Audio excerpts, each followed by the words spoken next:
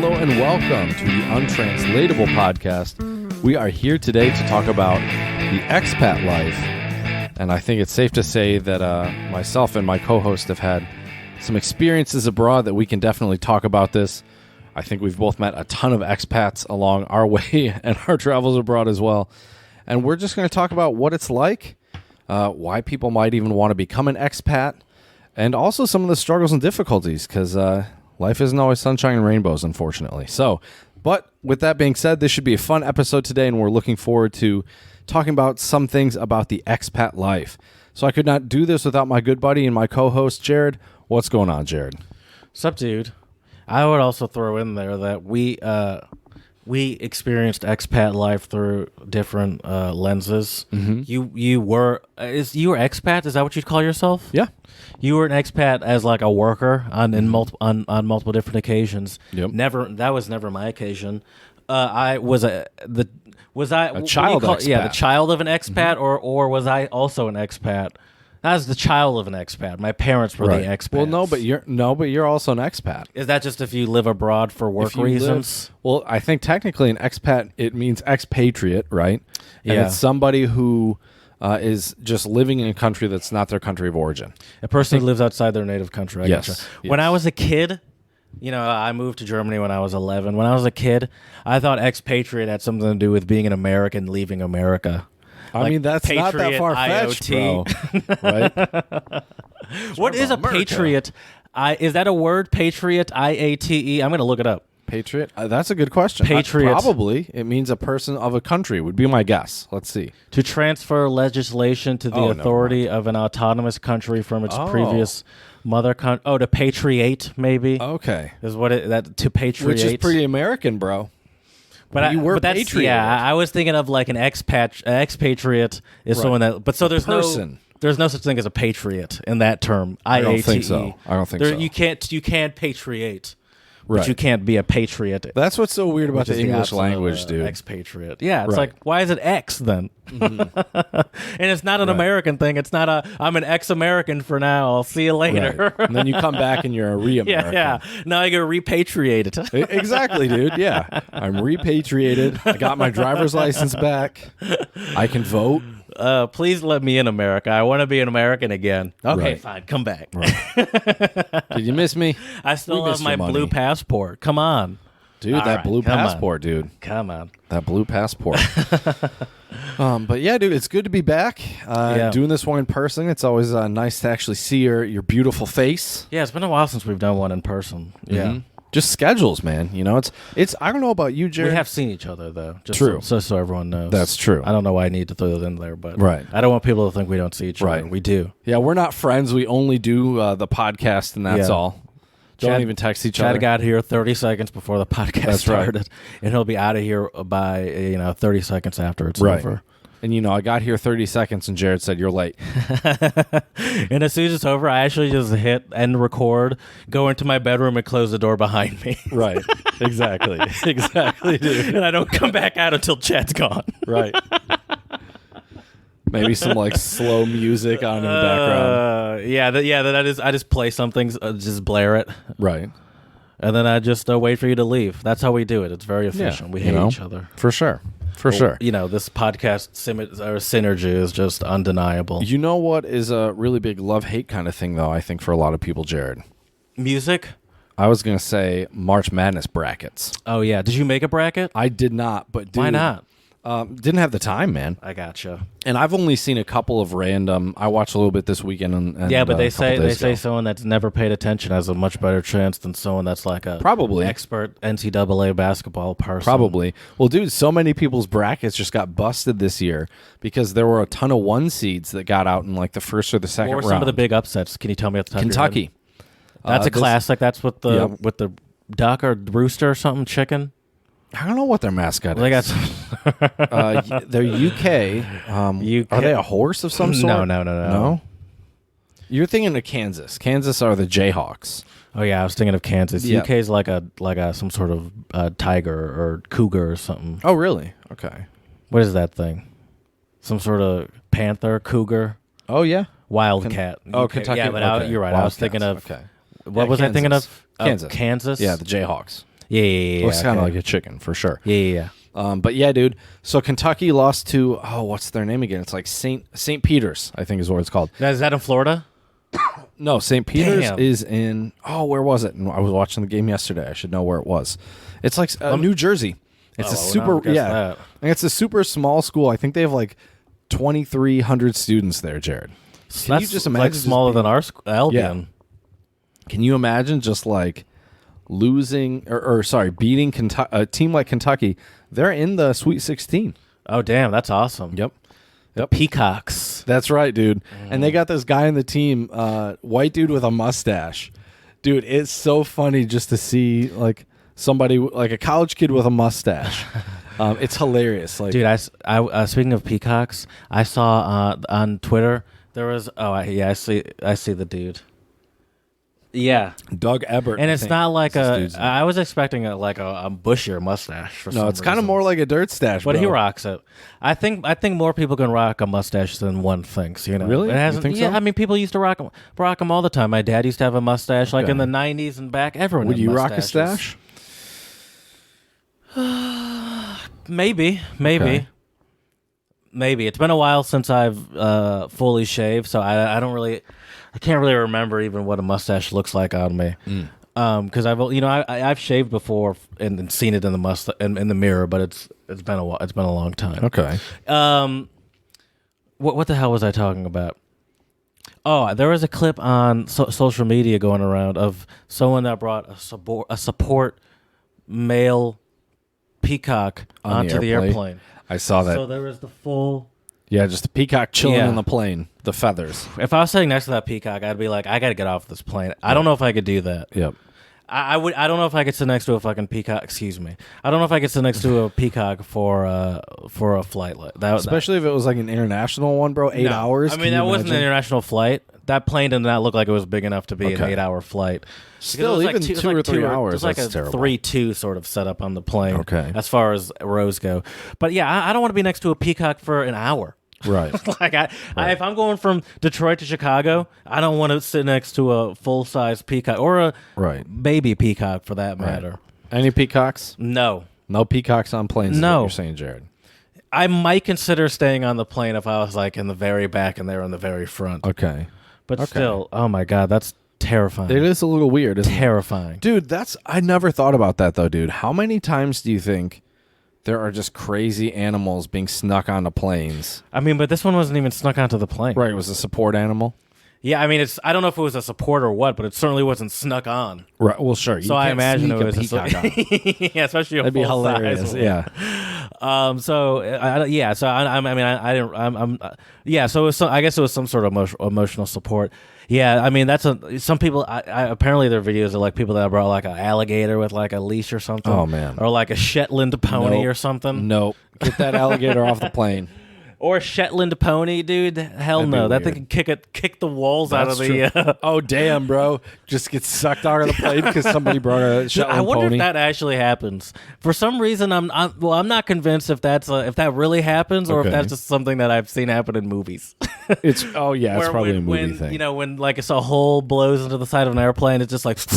and everything it sucks everybody out. I think that's actually a thing, though. Oh, it does happen? I think so. Maybe. I don't know. I'm just because I think it's like with the air pressure and stuff. I can imagine. I mean, it makes sense in how fast you're going. Sure. So any more other upsets? You said UK. UK was a big one. Mm-hmm.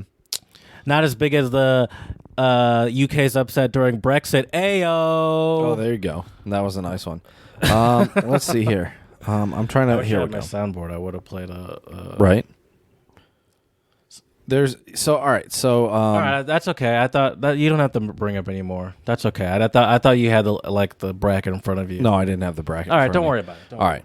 But anyways, dude, March Madness has been definitely been interesting, and I really wonder who's going to end up winning it. I think it'd be dope if one of these smaller schools. Can you imagine if like St. Peter's won?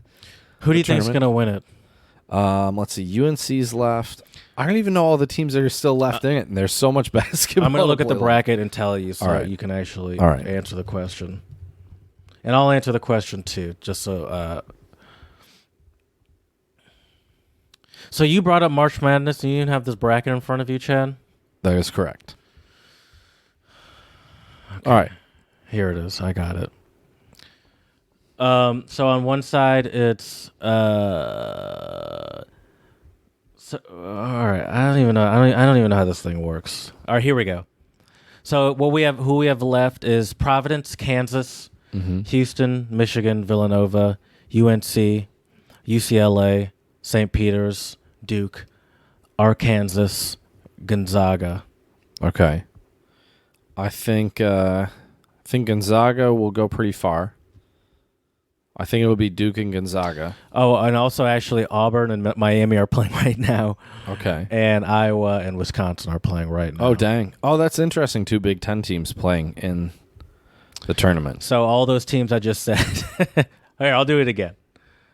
Providence, that's Rhode Island, I imagine, right? Yep. That's a pretty high-ranked team. It's 4. Yeah, they've been good this season. I don't know season, anything about Providence, except it's in the smallest state in the U.S. Providence, Kansas, Miami, Kansas will win that one. Auburn. I mean, it's a 1 versus 4. That could kind of go either way based off of rank. Right. But you think Kansas is going to win that. Providence, Kansas, Miami, Auburn. Miami. Iowa, Wisconsin. Wisconsin. Houston, Michigan. I want to say Michigan, but I think Houston will do it. Villanova, UNC, UCLA, St. Peter. Duke, UNC, Arkansas, Gonzaga. UNC should win. I mean, for the whole thing, right? The whole big dog right there. Those are your choices. Okay. Who do you think is going to win? I say I'm going to go with Villanova. Okay. I think it might be Gonzaga. Okay. We'll have to see. Gonzaga's number 1 on one side. Kansas is number 1 on the other side. Kansas has a good shot at it too, though. I think. Sure, of course. And Duke as well. I mean, all these teams do. Yeah. Chad. Right. True. True. That's how they've made it this far. Right. And it's so random. It could be Peter. Right. That's the crazy thing about some of these tournaments. And college basketball is interesting in that I feel like there's more level, like a more level playing field in college basketball than college football. Like, for example, you have absolute powerhouse football teams, right? Mm-hmm. You obviously you mean like Alabama, right? Is sort of like and they're just like almost unstoppable. untouchable, basically. Exactly. Yeah, sure. Whereas there are, or like the SEC in general is called right. kind of generally just always better. Right, but then in college basketball, I don't think you have as big of like a gap in talent. Yeah, exactly. So. Yeah, maybe because I don't know. I mean, I don't know, but yeah, that's true. That makes sense. Right. Yeah, and it seems like so many of these games, I'm looking at the scores, and this is not holding up for what I'm about to say, but I feel like in basketball, it so often seems to come down to like the last shot or two. It can. Those are always the exciting, the super exciting games. But anyway, yeah. Right. But yeah, we'll March see. Madness, baby. See. That's right.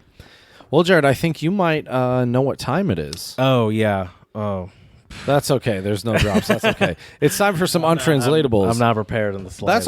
That's okay. It's time for some untranslatables. Idioms, proverbs, sayings, axioms that don't always translate on a one-to-one basis into English. And we are your tried and true, certified, untranslatable experts. So I guess I'll get us started tonight, Jared. Mine are Thai. And my roommate actually was helping me out with this a little bit. But I still don't think the pronunciation will be great. But here we go. The first one is Rakte Pai Glachid, which means love true, lose close up. Or really like true love, lose close up. It's like it's saying it's like, it hurts hard when a breakup hurts hard, essentially. No. You fall hard for someone, and then the breakup is hard. I mean, you're not incorrect about that, Jared, but no, that's not what this is about. So I am incorrect. Well, you're incorrect about the untranslatable, but you're not incorrect about that. That can be difficult. Just that, what I said. I got statement. you. Yeah. I was a little confused. No, you're good. Well, think about. Let me give you an example here, Jared. It's like we're bros for life, bad boys for life, ride or die. True love, lose close up. Yeah, it's like we have our love goes strong. Okay, and only death would break let me ask you this, Jared.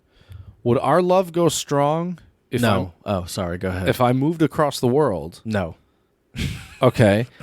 So I'm trying to help you out here. I'm kidding. Of course I would, Chad. Well, okay, but I'm trying to think of a way to give you an example. So it's like you can't,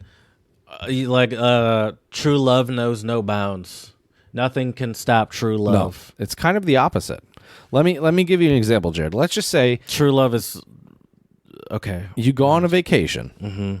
You meet a beautiful young lady on your vacation, and you decide, you know what, you're amazing. We're gonna date. You're gonna be my girlfriend. But I just get to make these decisions like that. You do. But I've decided you're going to be my girlfriend. Exactly. Exactly. You have blessed my presence, and now you will be my girlfriend. Congratulations. Exactly. Exactly. So, but then you come back to the States, right? Mm-hmm. And then you join a co-ed soccer league, and you meet another wonderful lady in your co-ed soccer league. You're still talking to the girl back in your vacation spot, but then you start hanging out with this soccer league girl more and more and more. And then I might say to you, Jared, be careful. True love lose close up. Oh, so it's like the love that's the most accessible is always the one you'll choose. Basically. I think we have a similar untranslatable, we would say out of sight, out of mind. Basically. I think that's kind of what this means. Like, it literally says true love loses to proximity. Yeah. So, you got someone who's actually in your life versus someone who's far away. I get that. I get that. Yep. My first untranslatable is Ukrainian. Shout out. Kupiti kotavi mishku. To buy a cat in a sack. Oh, that's to not know what you're getting. Right? Yeah, I guess all that's true, yeah. Right? To buy... You get scammed, maybe? Or just to not... I guess you don't have to be scared. He doesn't necessarily have to go that way. Like, for example, we kind of have a saying when it comes to mostly cars. Okay. Oh, to buy a lemon. No, that's what I'm saying. It doesn't have to be bad. Okay. To buy a cat in a sack. It's not necessarily to buy something that's bad. Okay. It's just to buy something and not... So, say there's a car that you really want. Okay. But it's in New York. Okay. But you're like, if I don't get it now. Oh, okay. What's the term for that? And you're like, I'm going to buy it, and then I'm just going to go get it, pick it up. But I haven't test driven it. Right. I haven't seen it. You're just kind of buying it on a whim? And it's not even that. There's a certain phrase for that you'll probably know it once I tell it to you, which I'll tell it to you right now. Sight unseen. Oh, yep. Okay. Yeah, so to buy or accept something without examining it carefully first, with the possibility that something could be wrong with it. Sure.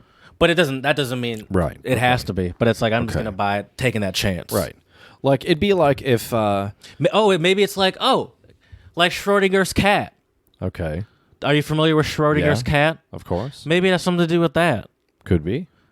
Are you familiar with Schrodinger's cat? Is the cat there or is the cat not there? I thought it was, is it the cat alive or is it the cat dead? Isn't that what it is? I think so. If the cat's in a box, then it's neither dead or alive. Until you open the box, right? Or it's both dead and alive at the same time or whatever. Yeah. So to buy a cat in a sack, I could see that being as a play on Schrodinger's cat. Okay. There's my philosophy for the day. I like that, though. That's interesting, Well, yeah, you don't even get to see the cat. Mm-hmm. Yeah, you're right. You don't know if you're buying a live or a dead cat. Yeah, you're buying both. You're buying both and a live and a dead cat until you look inside that bag. That's right. That's right. I like that. That's funny. All right, well, my next one for you is Thai, Jared, and it's Kon na keng mai rang, which means leg hairs not drop, or leg hairs don't drop.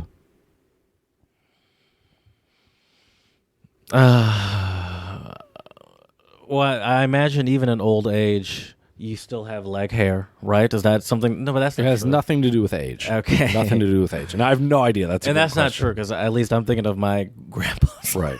Well, bro, I'm so hairy, I'll have leg hair forever, probably. All right, we'll see. We'll see. I'll hold you to that. Okay. Leg hair don't drop? Yep. Leg hairs don't drop. It's like once a liar, always a liar. No. Let me help you out, Jared. Leg hairs don't drop. Say you want to go buy your cat in the sack, right? Mm-hmm. And I'm like, I don't know if that's a good idea, Jared. You don't know what this cat's going to be like, and you're like, you know what, Chad? This cat's only $20. And I go, all right, well, I guess your leg hairs won't drop. It's no skin off your chest. It's no big deal. Kind of, but it has to do more with money. Don't be a cheapskate. Or it's like I'm not. You might be able to say that kind of like this, but we actually have one with a bucket, Jared. Like, some people talk about like some of these super wealthy, like billionaires, when they donate something. Oh, a drop in the bucket. Yep. Mm-hmm. Yep. And what exactly does that mean, Jared? A drop in the bucket? It just means it's just change to you. This money. It's pocket change. This money. It's like, it's walking like, money. It's like if Jeff Bezos were to donate $1,000 to charity. Right. It's right. like you. It's like pennies for him. Probably not even pennies. Once you get to the billions, that's like a you made 0.00. that in right. in like half the Not time even. it took you, or a quarter of the time it took you to make that donation. Right. By the time you click the mouse, you already made could have more than that. Yeah, exactly. That's so crazy, dude. But yeah, I love that one. So basically, Jared, this one is usually used to describe a rich person who spends quite a lot of money on something, but for him to her, like you said, not a big deal. Mm-hmm. It's not a big deal at all. Yeah. So yeah. That number, everyone has that number though, because I remember when I was a kid, when we were kids, like Right. spending $10, that meant something. Sure. Like up until you're about 10 or something like that. Right. But then once I feel like, granted, that kind of meant something at college too. Let's be honest.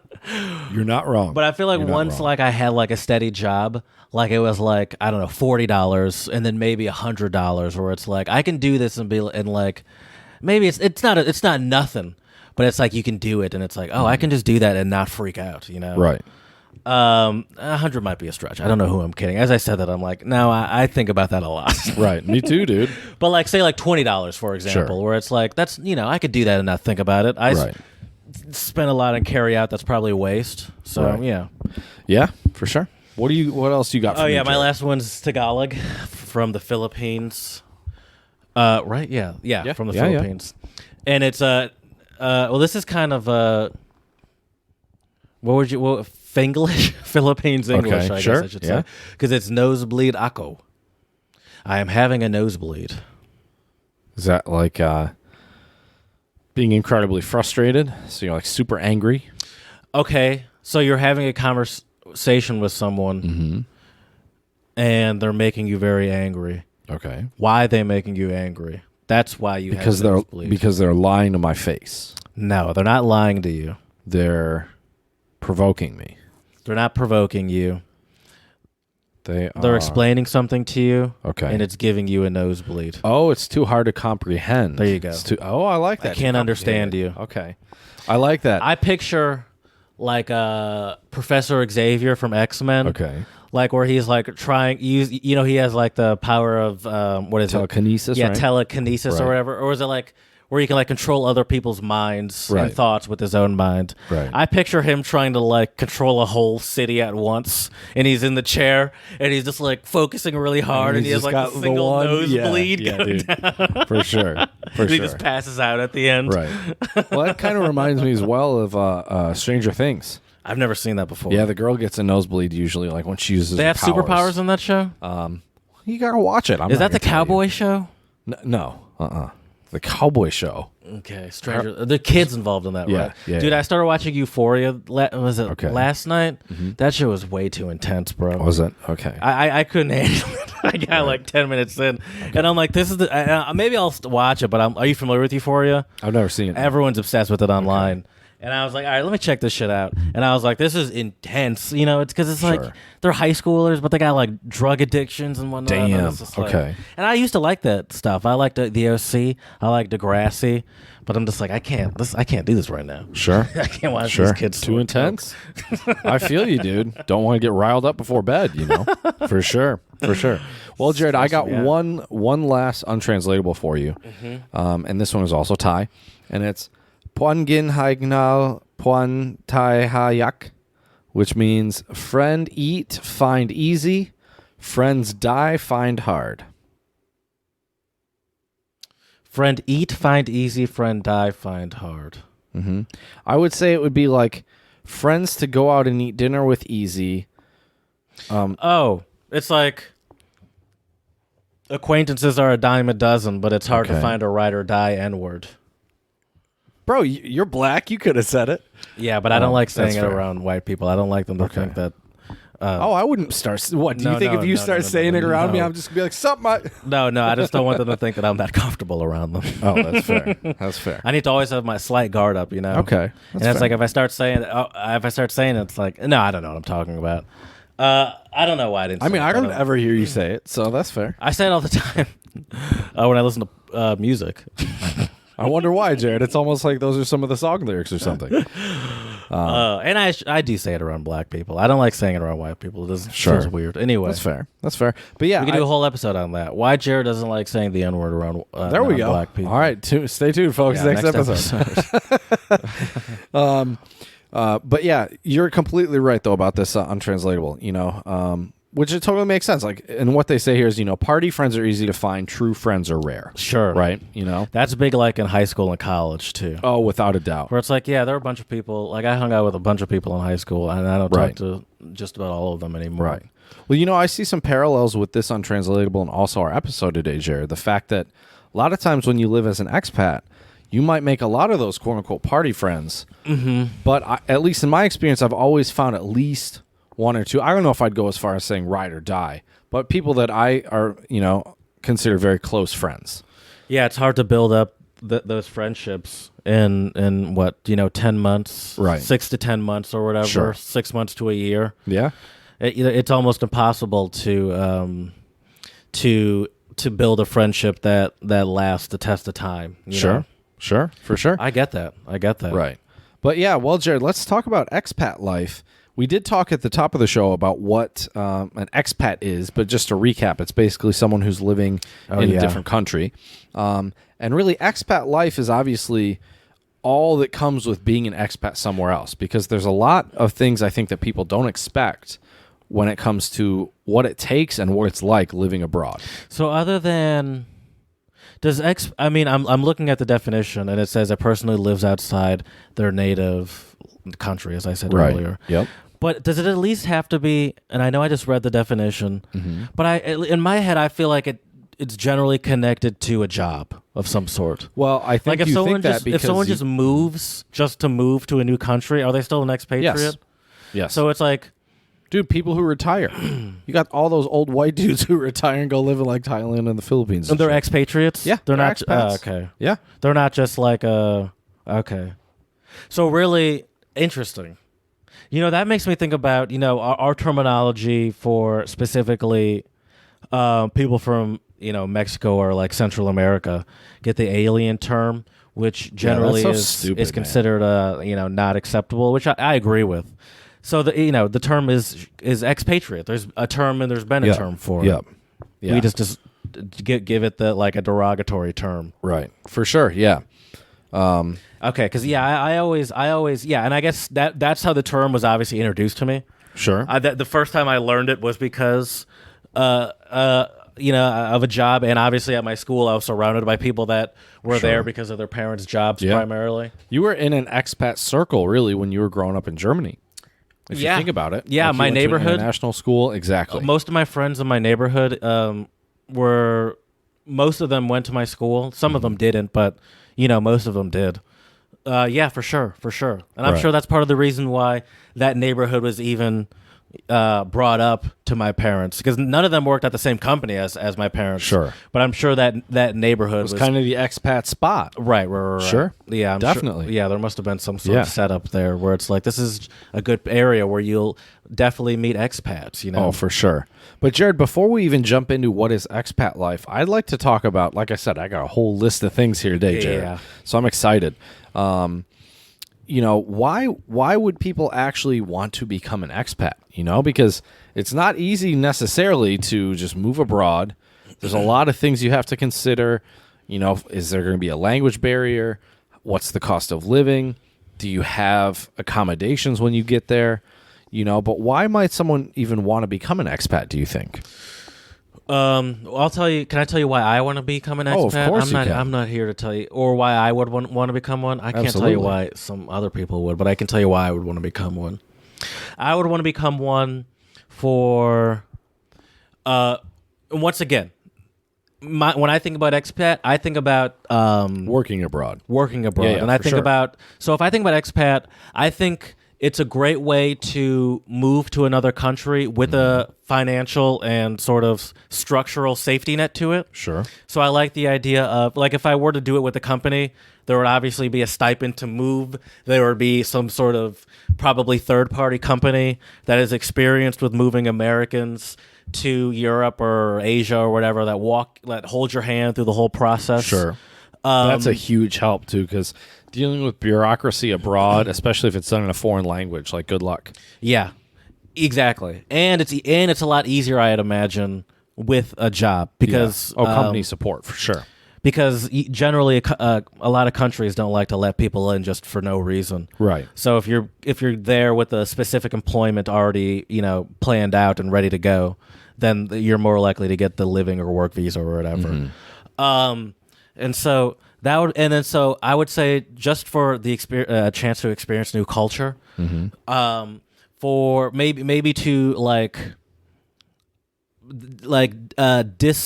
dissatisfaction with with home. I'm saying there, but I'm talking about myself. Right. Wanting or maybe food also. Yeah. Wanting to test my sort of comfort zone. Expand my professional experience. Sure. I think that will look great on a resume. Sure. As well, to have done that. And then also some more connections too in different places. Yeah.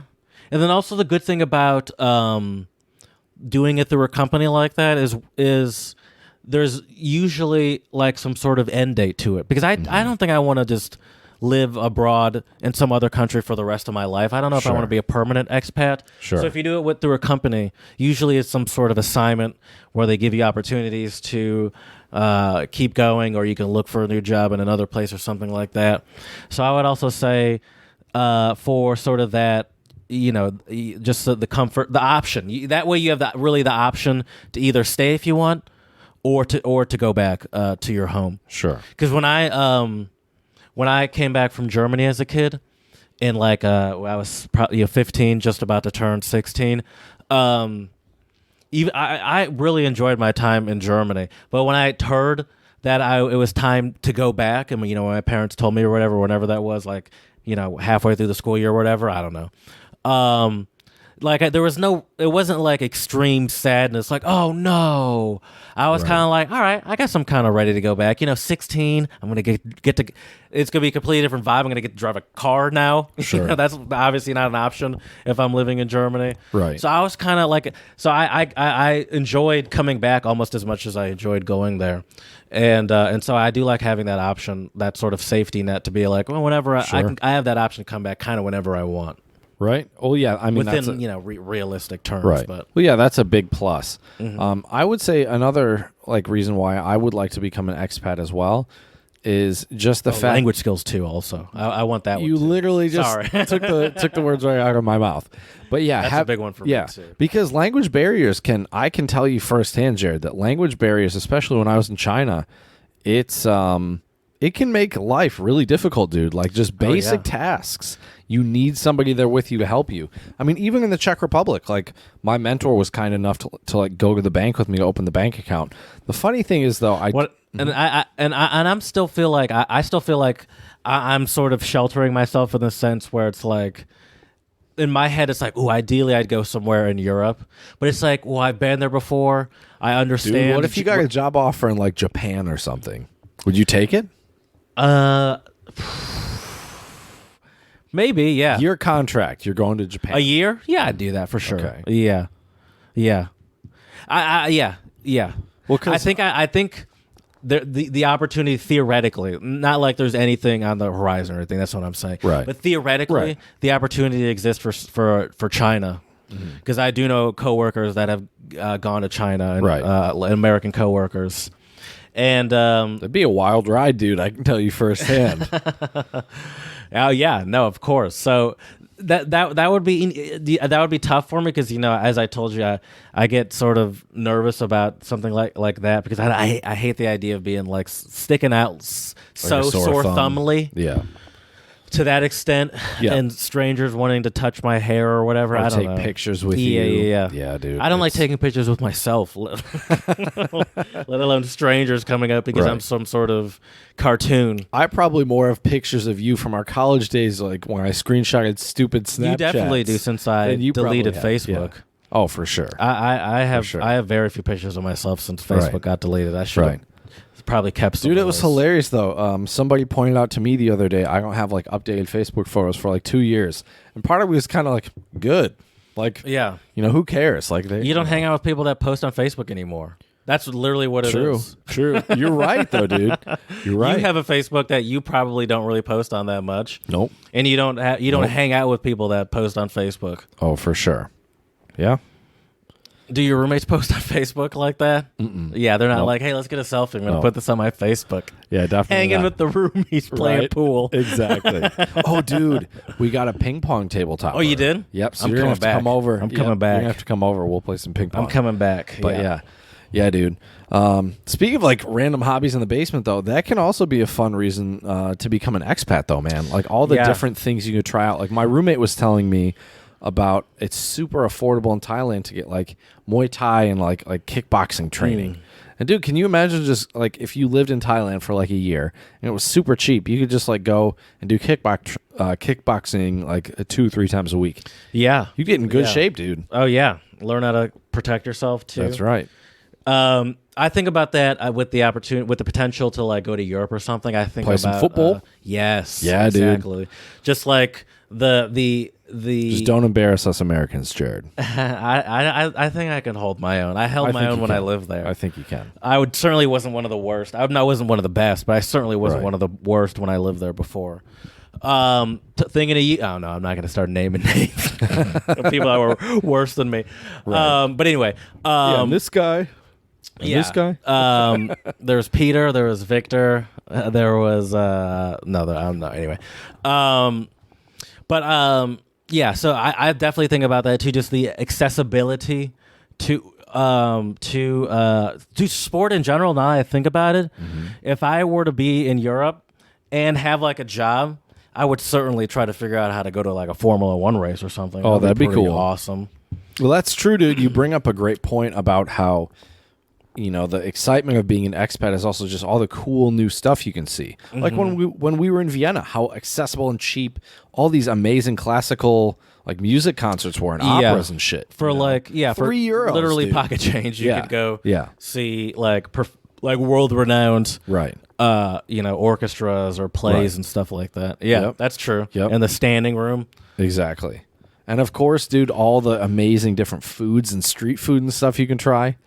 Like, dude, just thinking of like a good. You say that as someone that You say that as someone that lived in China for a couple months, or not a couple months, but how much street food were you trying? Not a ton, mostly just baozi, which are like they're kind of like, I think they're dumplings, but they're different than like this. They're fatter dumplings. I think it's a different like dough or something with it. Thicker dough. Yeah. Okay. Yeah, because they're different than like if you just go to like the grocery store, buy like dumplings. Sure. They're different, I think, than baozi. Okay. But they're pretty good. Like at 2 or 3 a.m. after you've had some drinks, some. Is that like the drunk food? It's one of them, yeah, for sure. Also, like chicken skew, like it's like in Indonesia, it'd be chicken satay basically, where it's like skewered on a stick. You can get those sometimes outside in China. So you were confident in a number of street places? I had a couple of them. Oh, okay. But I wasn't nearly as adventurous as some of my coworkers. But like if you were in Germany, you would just stop at any old, and not even if it wasn't one that you could be like, this place has been verified as a place I can go to. Right. Yeah, and I would too. I mean, I would too. Right. Well, no, it's funny you say that though, Jared.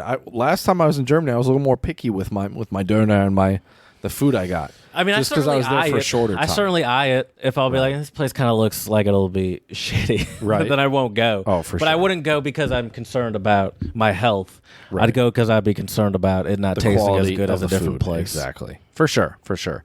Yeah, dude. I mean, it's really crazy, though, how different expat life is, I think, to living in your home country, right? As I mentioned, language differences can be, You know, that barrier, especially if you've never experienced it before, you know, like people who move abroad to a new country for the first time, I would always recommend try to learn like some basic phrases just because I think it's kind of respectful. You know what I mean? Like if you're like an American and you're living in Asia, a lot of Asian people, actually, it's funny, if you can speak the language, you surprise them a lot more than if you can't. Right? Yeah. Yeah, we got German lessons at our house for a couple months, like 2 or 3 months in the U.S. before we moved. Were you taking notes pretty intensely, or were you just like, whatever? Are those the only two options? I would probably was somewhere in between there. Okay. I wasn't like, ooh, I'm gonna get this all before and be a perfect, but I also wasn't like, F this, I don't give a shit. I was middle involved. Okay, sure. And it was a good age where, you know, it's stuff sinks in pretty easily at 11 or whatever. Yeah, for sure, absolutely. So I'm wondering though too, Jared. So have you gotten to this list yet? I'm getting to it right now. Okay. Yeah, I'm wondering as well. You know, you talked about why you would want to become an expat, right? Which were all a lot of great reasons. But I'm wondering though too, like how can we actually live a happy expat life? For me, I think when I'm looking back at my time in China and the Czech Republic, I don't know. Are we allowed to count our study abroad year in Austria, or does that not count? I mean, I guess technically, based off of what expat, I would have said no before this, but based off the definition, I guess we were an expat. Okay, we were a person who lived outside of our native country for 6 or whatever, more than 6 months, however long that was. Right. Sure. For me, I think living a happy expat life. Well, I mentioned the language barrier already, so I will just say it. If you can learn some of the language or even take some language lessons, I think that can really improve your overall experience in that foreign country. Just because I don't think people realize how like mentally taxing it is to be around. It depends. Like I'm the type of person where I try to pay attention to what's going on around me a little bit. And if I don't know the language, like after a while, it gets just like at the end of the day, you'll just feel kind of exhausted. Like your brain will feel almost like overworked. Is that how you felt in China? Because you were for sure in China in a constant state. Like there was no like in Czech Republic. Not that you became fluent, but that sort of probably settled down a bit where you start recognizing things. Yes. Oh, I started to understand a lot, actually. I'm surprised. I can still watch some interviews in Czech. I would say I get 20-30%. Okay. But it's still enough to pick up shit here. But in China, you probably really never got to a place where you're comfortable or close probably. to it. Yeah, no. I knew a couple basic phrases. So it was just mentally exhausting to go out and like with plans of going to like places. Exactly. Yeah, I guess you have to like actively prepare to a much higher degree and be very highly prepared. Yeah. Depends solely on your goddamn cell phone. Because when I was in China, dude, that was like a legit fear of mine. Like I would get stuck somewhere really far away from my apartment. My phone dies. It's like having like an electric car in 2010 or something. Right. Like Exactly. You're just stuck stranded at the side of the road. Right. Yeah. Well, and the thing was where I lived, I mean, there was a bus system, but I didn't have a bus card. I couldn't have told you what stop was near. I didn't understand any of the street names, you know? And I basically took the equivalent of Chinese Uber, Didi, when I lived there. But it was also dirt cheap, dude. Like there were a couple times where I was in Beijing, and we went during like peak hours, and I checked my bank account the next day, and it was like $20, and we had like 6 or 7 rides. Oh, nice. Yeah. So did you ever? Oh, wow. Did you ever take like public transportation while you were there? Yeah. When I was in Beijing, we took the subway. Like, subway. In Shanghai, what did we take? But they're not in not in Jinan. No, they're still building a subway in Jinan. But did they have like not that you took it or not, but did they have like buses? That's there? it. Yeah, just buses. And you didn't take them. You probably didn't need to. No, because I was within walking distance. Sure. That's another thing though too. Like you mentioned expat and working. I think it like to have a happy expat life. I think it's really important to have obviously a very fulfilling job, or you really enjoy working with your coworkers, because I think if you move somewhere and then you're in a shitty job situation, like it's just going to ruin the whole experience. Here's another reason why excuse me. Here's another reason why I would really like to be an expat, so I could travel to other countries that I don't otherwise have access to. That was one of the greatest things about living in Germany, is that now you name just about any Western European country, I've been there. And a number of countries that aren't also in West Europe that I've been to, not all of them, obviously, like Western Europe. And then I've been to countries in Africa that I only really went to because only because I lived in Germany, but that's when I did it. Like that's when and so it was just the accessibility to places that you don't otherwise have such easy accessibility to was so awesome. So it's like while you're here, this is the time to get in all your traveling on these other places because otherwise it's going to cost you thousands of dollars to get there and back. It's a game changer, dude. I mean, the fact I was able to go to Mongolia, Bali. Yeah. Had I have stayed in Asia longer, I would have checked off a lot more places. Yeah. I mean, I couldn't tell you how many times I've been to France. I've been to Belgium a number of times, Netherlands a number of times. Right. I love that stuff. Luxembourg, I've been there. I've been to all those sort of countries. Switzerland, Italy, Spain, Portugal. I love it. It's kind of weird as well, Jared, is being able to say, like when people ask you, oh, have you ever been here? And you've been there so many times where it's like, oh, yeah, I've been there. Like even for me, I think I've been to Berlin now like at least 7 or 8 times. Really? Damn. It's first time I went was with you a couple of years ago. That was fun, dude. Oh, that's right. I couldn't believe that was your first time. Yeah. But see, I even went to Berlin, I think 2 or 3 times that year when I was in the Czech Republic. Mm-hmm. And then I went 2 times when I was with MSU.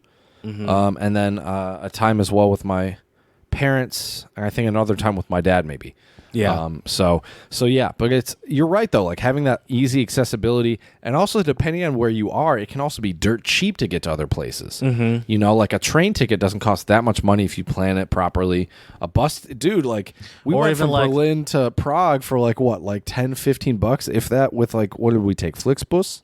Oh yeah, that's right. Yeah. Right? That was super convenient. Yep. Like 3 hours and it was more comfortable than I thought it would be. Yeah, it wasn't bad.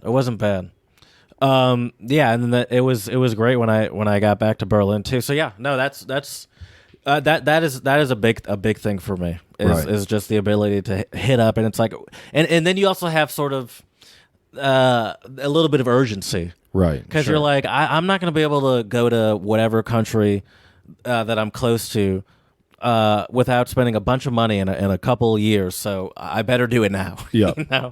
Oh, for sure. So I do like the urgency behind that too. Yeah, it makes a big difference. Kind of forces you to do it if you actually think you want to do it. Yeah. Well, and it's weird too, just how kind of time works as your life as an expat, right? Like, I can tell you, dude, like fast. Czech Republic and China both flew by so quickly. The year in Vienna, dude. But the interesting thing about time and being an expat as well is it comes in waves, right? At least for me, especially when we got to Austria. Those first couple of months, I think I was in a honeymoon stage. Yeah. Then, like, I don't think I had this for very long, but then, like, there's another stage where it's, some people get some culture shock. I don't think you and I got it because we could speak German and we had been to Europe before. Yeah. But, like, absolute culture shock, I would say, was, like, when I went to China. Like, there was a moment, I think maybe I've told this story on the podcast before, but there was this moment where I went to the grocery store. And dude, just seeing all the live like seafood and stuff like that, I've never seen anything like that in my life before, right? And so seeing that kind of made me realize, like obviously you're in China, but that's when I think it really sunk in. Like you're really out of your shit, depth. Dude. Yeah. And then like just walking around the grocery store and not knowing what half of the stuff was because I couldn't read the characters, right? So like realizing, I think like having that cultural shock is pretty crazy. And I think for China, for me, it lasted about a couple weeks. And then I think I just kind of, dude, there was kind of a short time period in China where I didn't even want to leave my apartment just because it was kind of overwhelming. Yeah. Like just the thought of going anywhere, I can't communicate with anyone really. Half the stuff, like I don't know what this is. Like I said, like it's kind of taxing on your brain. Did you ever just go for walks? Just yes. like I would do that, and I'd put in my headphones. Sort of walks and just looking around. Yeah. Well, thankfully, my apartment complex, it was really easy to see where it was. Because it was this huge block, dude, and just all the buildings looked the same. I don't know how the streets are set up there. Very, but like kind of block-like. Well, depending on where you are. Okay. Well, I mean where you were. Right. Where I was, it was more block-like. Because for, sure. for me, when I was in Philly, I did a lot of maps off walking. Right. And it was a great way for me to learn like my way around, sure. and to learn how the streets worked.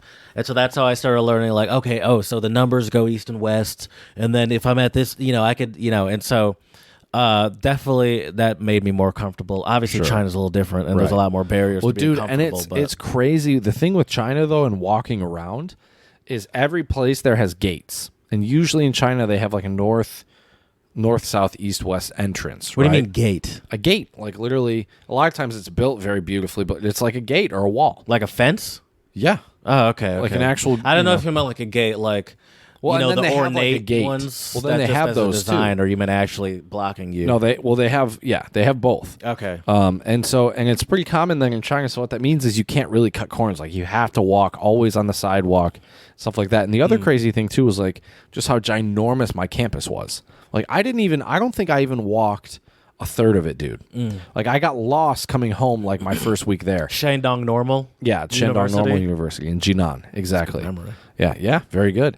One thing that makes me nervous about being an expatriate, IoT, no, I'm kidding, is I'm not very socially outgoing. And then making friends can be a difficult part of it.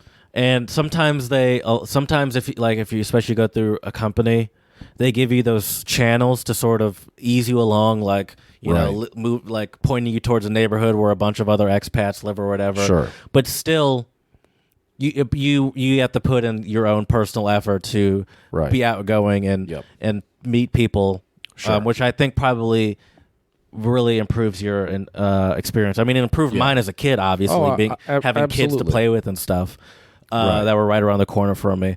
So that is something. It wouldn't stop me as an adult, but it would bother me if I'm there and my lack of social outgoingness held me back. We all need people in our lives. You know, like it was funny when I was in the Czech Republic, my mentor was smart enough where my entire office was women.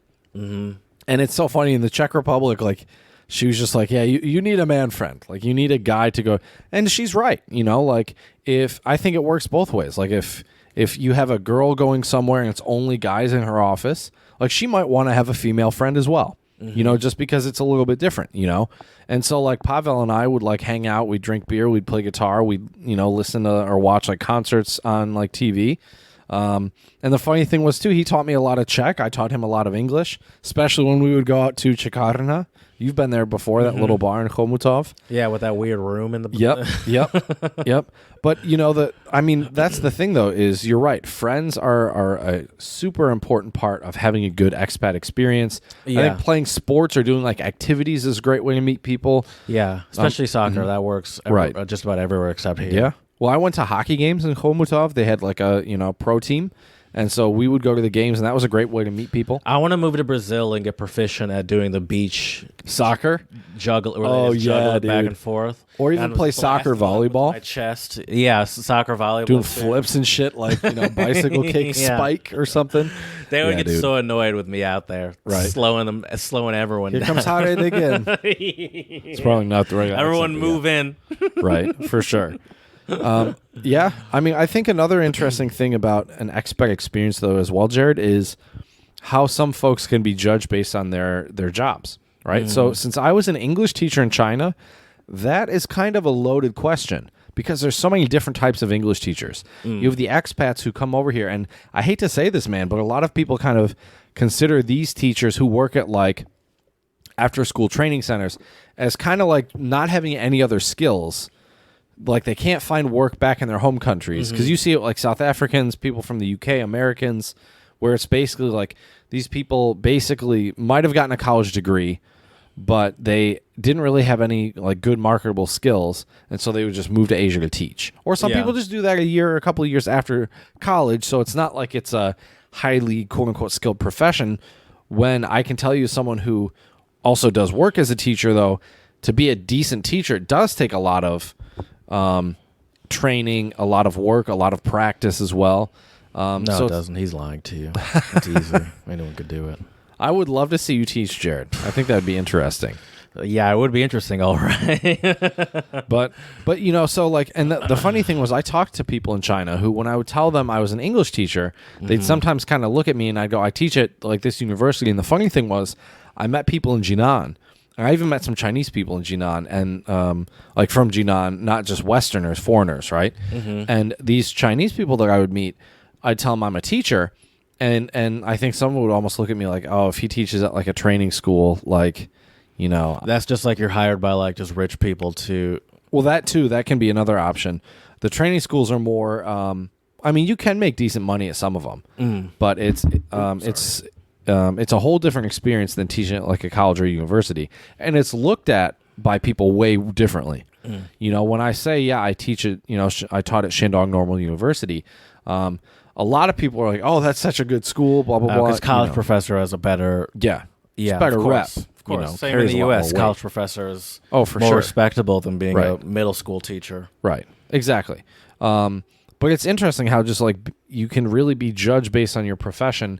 And also, I was talking to my housemates about this, the fact that there are a lot of like obviously older dudes that go to like Thailand or the Philippines or some of these countries in Asia where they go, they're retired, and a lot of them go and also just kind of go to like find a young hot wife as well. Yeah.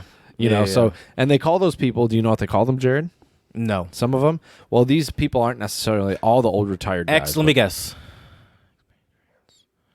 No, I don't know. Sexpats. Yep. Damn, these I are coulda like the guessed old that. guys that, travel to different countries to get, sexual Sex. services. Yeah, exactly. Yeah. See, that's funny. As a kid, going to an international school, I don't think. I mean, there were certainly kids that we knew were like properly rich. Like one of my friends on my soccer team, his dad was the manager for Bayer Leverkusen for a bit. Okay. Used to be a professional soccer player. Damn. There's another kid that's pretty impressive. like, so there are a couple kids that like we knew were like properly rich, but in general, it's like if you're at that school, like you kind of have to be like a certain like sort of at least in my experience, sort of like the financial class thing didn't really exist because it's like at the school, because it's like if you go to the school, you probably have a certain level of money to even be able to have like move from a different country and be at the school. So yeah, it was interesting to that. Yeah, that wasn't really something that was like I feel like that's sort of like a stereotypical like a judgment, something to judge people on. Yeah, for but sure. it's like no one's poor that goes also to like an international school that costs probably tens of thousands. Yeah, definitely of dollars not. to go to. No, I would say most likely not, for sure. Another part of living an expat life as well, though, Jared, is just kind of knowing that your days in some ways are kind of numbered. Like a lot of times, like you said, sure, there are certain jobs where you might be able to move abroad and you could just, work there permanently, basically, or as long as you wanted, right? But a lot of times it can be a set time period. I like that. that. The set time period? Like you're going to be here for a year? This is your end date? I'd probably want it to be longer than a year, but Okay. yeah, I like that. What would your ideal kind of time abroad, what would you want? How long? 3 to 6 years. Okay. I'd say 2 years, but yeah, I think 3 might not be too bad either. I would say 3 to 6. Okay. If I like the place, I'd Sure. say 3 to 6. Okay. Yeah, and I was in Germany for 4. That was good. I would have been fine leaving or finishing out high school there, which would have put me at 6, I guess, if I stayed for the final 2 years of high school. okay. And I think, I'd say 4 to 8. 3 to 8. Okay. I'm not. If I like the place, I could stay there for a bit. Sure. Yeah, I mean that makes sense. Really get into a groove. Really get that language locked in. Yeah. Oh, dude. I mean, that's I think one of the things that gets me so excited about like being an expat or living abroad is just that opportunity to learn because it's so much easier, dude. Really build up a connection. Once again, 8. Hopefully, I like the place. Well, of course. And then you're building up some sort of. Sorry, that was my You're foot. good. So it's building up some sort of connection that could also. The longer you're there, the more of a long-term connection you'll have with that Start area. getting to know like people at restaurants. More likely you to might go back later, probably the longer Right. you've been there. Right. I feel like. So, yeah, I Friends would say. with some locals for sure. Yeah, more reasons to want to go back, maybe. Right. Of course. So I would say 3 to 8. Okay. That's what's interesting too though, Jared, with that time frame is I feel like a lot of times when you live abroad, there's like a honeymoon period. Yeah. Right. Then I think there is I feel like that's the first year. could be. And then I think also though there's this kind of period of everything sucks here. Everything's better. Like some people I think like resort to that because I think like it's Like the lost its stages like of exciting Almost, yeah. Well, it's just when you move past that honeymoon phase where, like, I feel like the honeymoon phase, like, everything's kind of fun and exciting. Like, oh, I get to go do this thing. After honeymoon, homesickness kind of starts to sink in a little bit before you get comfortable. Absolutely. Start remembering all the things that made it so much easier to be. Oh my God, I can't have ranch dressing. No free refills. What? Right, exactly. I can't live here for another 3 years. Exactly. You mean I have to pay more than $5 a gallon? Yeah. Yeah, I can't. I probably had experiences like that as a kid, but it's so hard to remember when I was that young. But I could definitely imagine you had many of those feelings in Czech Republic and definitely in China as well. Oh, yeah, for sure. Where it was even more foreign of a concept for you. Yep. Yeah.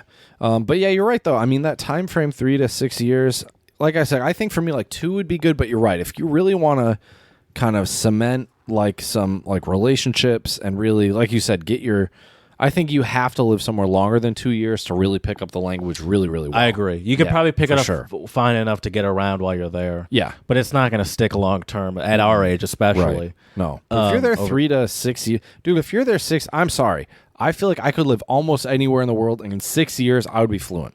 Chinese? Yes. Okay. Without a doubt. Yeah. 6 years? I guess I was just about getting there at 4 when I like I was probably I wasn't gonna I'm not gonna say I was fluent, but I would certainly say I was just about getting there at 4 years. Yeah, that doesn't surprise me. Me. By like a year, I was probably good enough to get around like by the myself survival and order stuff. food. And I mean, that was whatnot. kind of me in the Czech Republic in about like 10, 11 months. I wish I could have been there. But full 4, year. I could. By the time I was leaving, unfortunately, is when I could just fully just hold my own and just have conversations and whatnot. Sure. And then I left, and then it slowly just started going away. Right. I guess we gotta start speaking some German, dude. You did the other day when I was at your house, and I was still thrown off. I was like, "Are we about to start doing this?" I got nervous. Right. Uh-oh. Scaring you, Jared.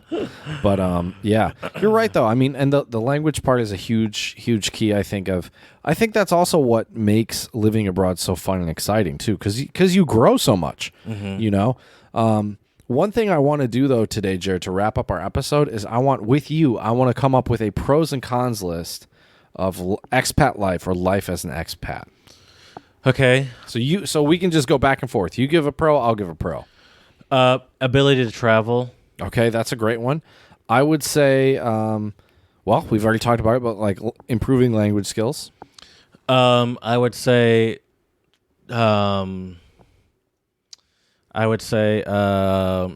meeting new people. Oh, that's a great one. I think ideally, I guess. Right. Well, yeah, you certainly have the opportunity to do so. Mm-hmm. I would say another big one with being an expat is also, in a way, you kind of have like a blank slate to some degree. Oh, yeah. It's kind of like when you go to college or something. Right? Yeah. Start fresh. I can. People can perceive me however they want. None of that high school baggage. People can start calling you Lewis or something. You could, yeah. Why Lewis? Wasn't that the name? Well, no. Remember we were talking about names a while back, and you mentioned you liked the name Lewis? Oh, yeah. I'm just saying, you could, like, that's the thing. It's such a blank name slate. I can't. That's true. I can't go to really any other country with Jared. Right. Or Johan. I could just. Yeah, that's even better. That's my name. Right. Right. And anywhere in Europe, people understand Johan. Even if that's not, like, even if you're in France and that's not might be, they understand Johan. I wonder how many people might think you were South African if you said your name was Johan, or maybe even German. Yeah, you could be German. Yeah. Right. Or maybe I don't know, maybe I'm Swiss. There you go. Okay. They speak German there. Maybe I'm Austrian. Some Schweizerdeutsch. Maybe I'm Austrian. Swiss German, maybe. Luxembourgish. Right, for sure. So I think that's a big one. What are some other pros about the expat life? Experiencing foreign sport. That's a big one. Oh, for sure. Watch some soccer. Watch some Formula 1. Right, dude. One regret I have about China rugby. Was not playing table tennis. It would have been dope to play some table tennis over there. I don't know why you didn't. I mean, yeah.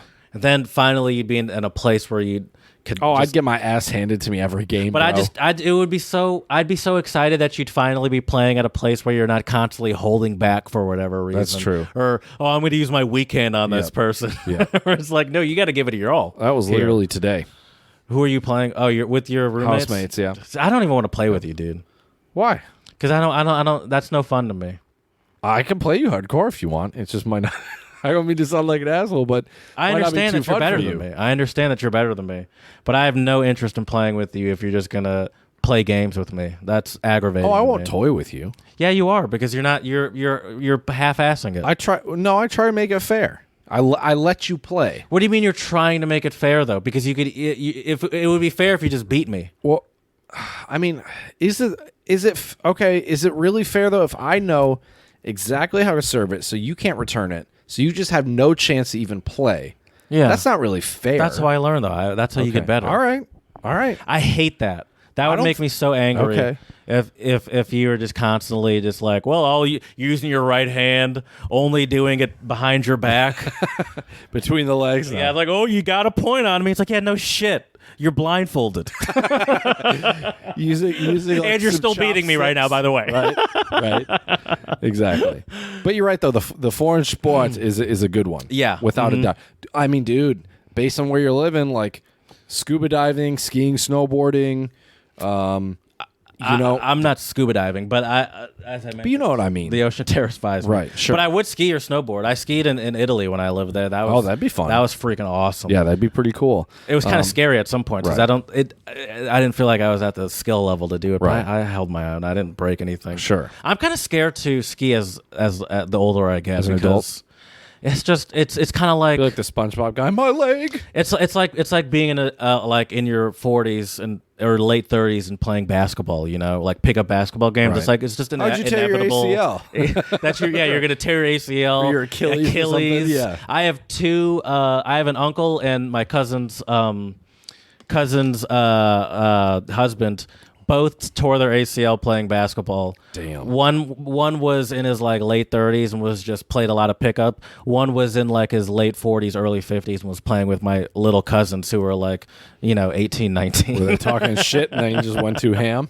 Yeah, I think he hard in was the just paint? trying to keep up with children. Right, sure. and it caught up with him. Yep, that's fair. And it's just like, so basketball would probably not be adults a sport that I'd play into. Granted, I suck, but Right. soccer Yeah, you can. but yeah, foreign sports a good one. Yeah. I think another pro is, at least in the beginning, it kind of feels like every day's a holiday. Yeah. In the very beginning. Because it's all new, it's all exciting. Yeah, you're looking around. around. Exactly. Like being like some what's that where's that some where someone's like coming from first time in the big city, right. looking up at all the lights. Yeah, Why's that's my exciting. neck It so feels like sore? you're on vacation for Right. for like 6 months to yeah Sure. for sure. Sure. Yeah. What else? Cons? Any Oh, we can go with cons now. sorry. Pros. I feel like if I were to give you more pros, it'd have to be like more specific to where I'm going. you That's know? fair. Sure. All right, let's go to cons. That's totally fine. I think one big con is just how every basic life task can be more difficult especially yeah. if you don't know the language, especially That's- navigating the bureaucracy. That's what I was gonna say is the conveniences that you take Yeah. for granted at Oh, home. yes, dude. Yes. Well, Yeah. like in China, you have to go register at the police. Austria, you have to go register in the police. Yeah, I know? even remember like little things when I was a kid. Like we had like 3 different garbage cans, which was foreign to me.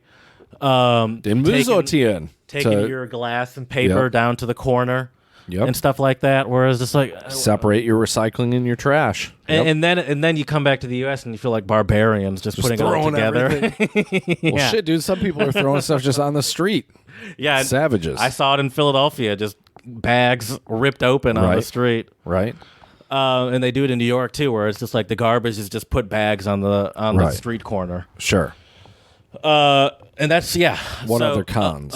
Cons would be homesickness, Yeah, that can For be a big sure. one. And culture shock, too. Both of culture those. shock. Yeah. Yep. I would say another big one, too, though, is depending on what you're doing and what your long-term goals are, it may not be very financially viable. Like, for example, I would love to spend like a year or two teaching somewhere in Asia. I wouldn't have left the Czech Republic if it would have been more financially viable. Right. That's Right? why I want it to be through a company that I work for. Sure. Where it's Sure. like this company has operations in this place, Right. but I'm still working for the same place, and Right. and I have, and it's, if I find another job back in the U.S., Right. I can apply for that job and potentially get it and still be at the same Oh, company. for sure. Yeah. And So that- maybe even that's- move up in your career. That's why, right? Go back Yeah. at a higher position because Yeah. I have this new experience or whatever. Exactly. So that's why I like this idea of it somehow being corporate sponsored that I get Sure. this opportunity. Sure. I mean, even with my 2 programs abroad, the Fulbright and the English Language Fellowship. Well, the Fulbright, the money was not great at all, but basically with both of those experiences, I think also helped me, move upwards, and gain some more experience. But you're absolutely right. Like if you are staying at the same level, I don't know if I would necessarily go abroad. Yeah. Another pro for me is the potential to stay there forever. Okay. I like that because to me it seems almost impossible to just. I mean, I guess it is possible, but it feels impossible to just on my own Up move and to a leave, new deuces, country and there it is. find a job similar to like the corporate job I have in a new country. Mm-hmm. But I feel like it would be easy to be working for that company in whatever country it is and apply to another job while I'm there. Sure. And somehow transfer that into my road to like citizenship or something, and then work on that That'd dual be cool. city. Oh, that'd be nice. That's the goal: dual citizenship. That'd be nice, dude, for Those 2 sure. passports. I want to live that boring life. Oh, hell yeah. Hell yeah, dude. Although my passports will be legit. I hope your passport, I hope you go by Johann if you're in like a German-speaking country on your passport. Don't you have to put your cool. first name? You probably do. But I could still. But I if I lived in a German-speaking country, Wie heißen Sie? yeah, ich heiße Johann. There we go. Okay. That's so much better than ich heiße Jared. yeah. Oh, dude, I hate that having to be like, ich heiße Chad. Because it's I'm even worse speaking when 2 you're saying your languages. own name in an American accent, and then so it's Johann would be. I would go by Johann if Yeah, I lived in a German yeah. speak, or probably just a European country in Right. general. Well, that's why I was going to go with Alexander, my middle name. Oh, right, yeah, Ich you did heiße mention Alex. that. That's Yeah. much easier than ich heiße Chad. Yeah, we hate our names as people that want to live in Europe. Right. Oh, for sure. Yeah, they're not ideal. But yeah, like I mentioned though too, I think a big con in the beginning at least of expat life is the language barrier, and I think you have to kind of mentally prepare yourself for it.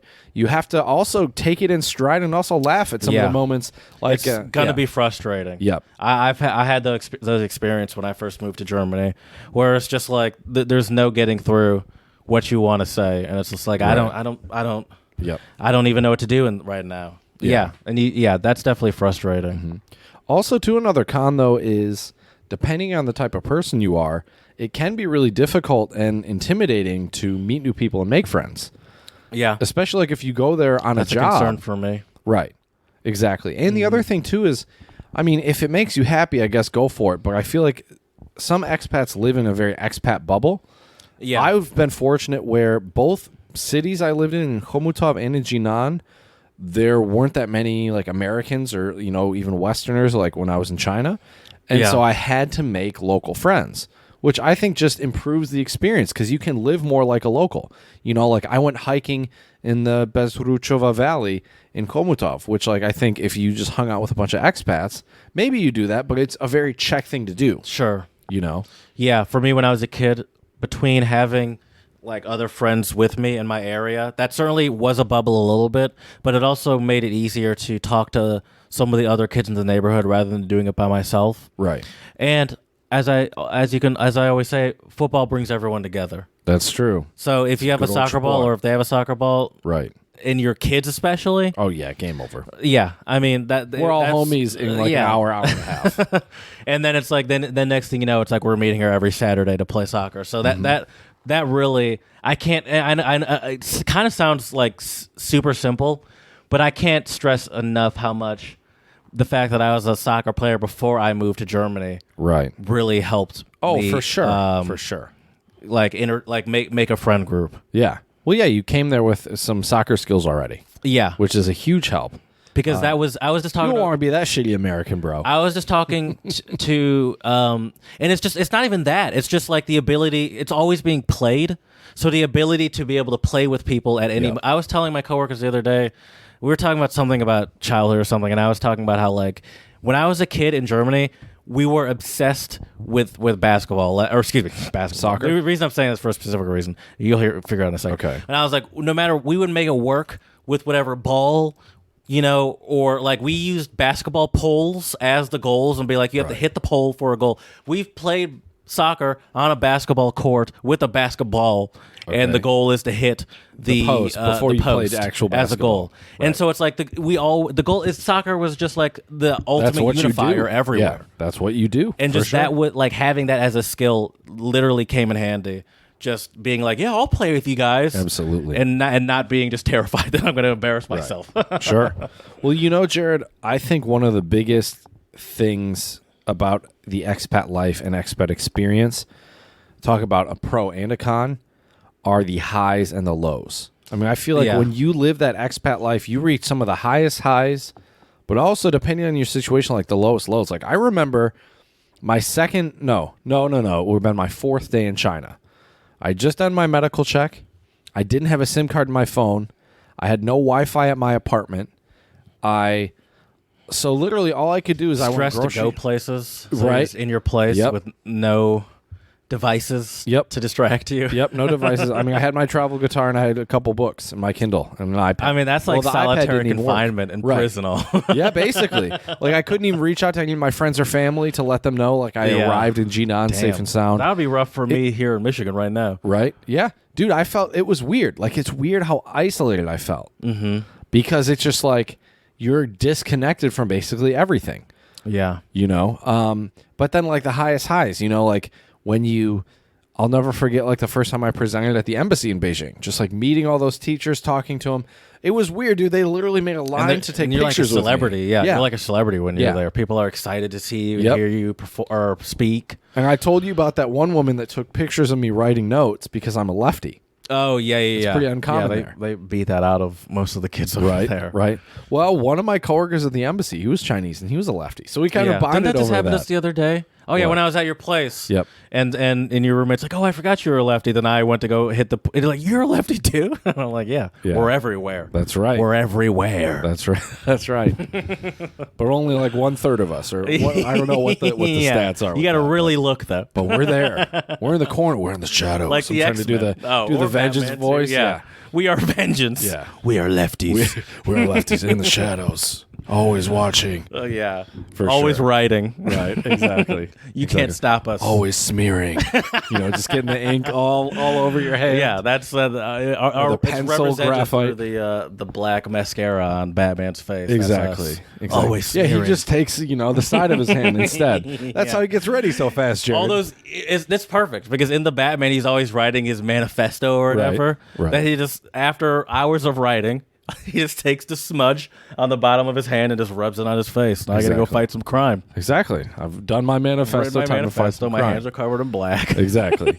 But yeah, I mean, it's just so crazy though. I will say this though, Jared. Not that I want to tell people how to live their lives, but I would highly recommend trying out the expat life at least once in your life. I mean, that's easier said than done. Well, of course it is. The only reason of course it is. I feel like I have the potential to do it is because I am lucky enough to have like a corporate job at a multinational company. Sure.